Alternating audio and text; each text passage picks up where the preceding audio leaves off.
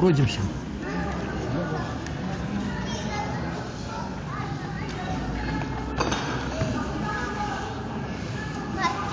Давай вот так вот кругом. Потихо вот так вот. Ну, во всяком разе, за прошлых год-два у меня много проведено работ, которые можно тут смело.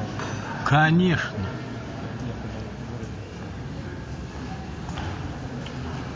Да моя самая лепшая, я не знаю, что мы. Нет, они классные. Да они мне там лепшие были намного, видишь? Дик, там є опошніх, я 3 намалював, їх нема. І там їх Выбрали по размеру просто. малі, ну.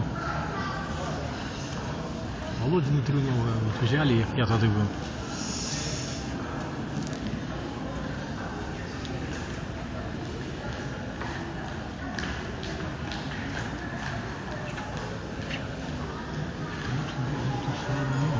За лишними тут своими завесил. Это ихняя... Ні, так я знаю, ну так Тусовка, трошки. їхня Ні, тусовка. я зрозуміло, ну коли трошки знаєш. Я ж не кажу, що це древно. То все добре. Дело в том, что у нас вот такого вот мастерства ранее нового не было, понимаешь? Ну зрозуміло. Ні, ну так, да, конечно, новое. Да. Сейчас насытится вот этим, все станем на свои места. Ну. Вон.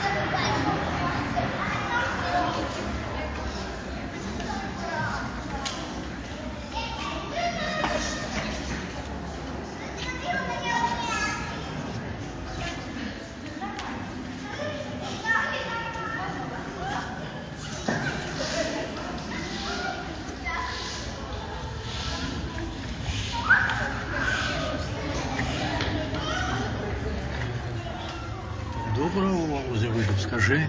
Это Володя? Да. Супер. І взяв, погляди, наробив тут на этом чорному фоні. От він сміло это чорного дав. Володя, я хочу сказать. Його буває прориває. Прорве, такі як ти. Так? Шикует. Да и там такая же работа есть еще одна, тоже Бельман мне подавал. Молодчина.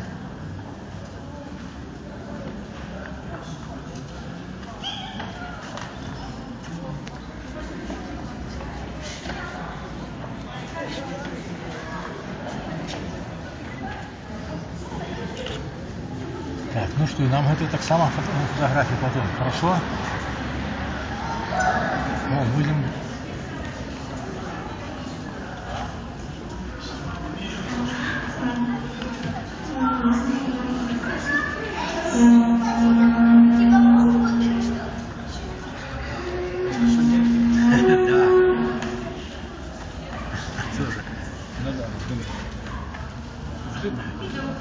А, давай на видео, вот. Это будет шелепи. А вот это тоже мы взяли саму. Хорошая работа. Да нет.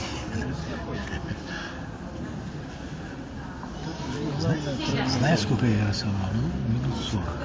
Когда 3 в день. Не главное прорисовка, главное какое-то, я когда сказать, озарение. Но